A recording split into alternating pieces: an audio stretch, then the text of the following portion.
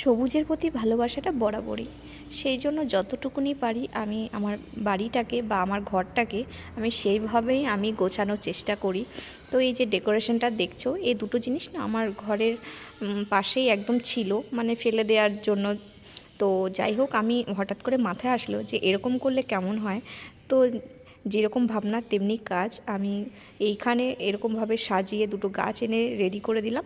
আর আমার সোনামাও আমাকে একটা একটা করে গাছ এনে দিচ্ছে। আমি প্রথমে দুটো টবই এনেছিলাম, যে বড় টবগুলো দেখতে পাচ্ছ সেগুলো এনেছিলাম। তো সোনামা আমাকে এক এক করে আবার এনে দিচ্ছে পাশ থেকে। তো যাই হোক, দেখতে কিন্তু খুবই সুন্দর লাগছে। আর তোমাদের কেমন লাগছে তোমরা প্লিজ কমেন্টে জানিও। তো এই জায়গাটা আমার তো একটা পছন্দের জায়গা, তোমাদেরকে অনেক ভিডিওতেই বলেছি। তো দেখো, আমার সোনামা একটা একটা করে আবার গাছ এনে দিচ্ছে, কিন্তু এখানে দুটোর বেশি তিনটের বেশি গাছ রাখা যাবে না। তো চলো, টাটা।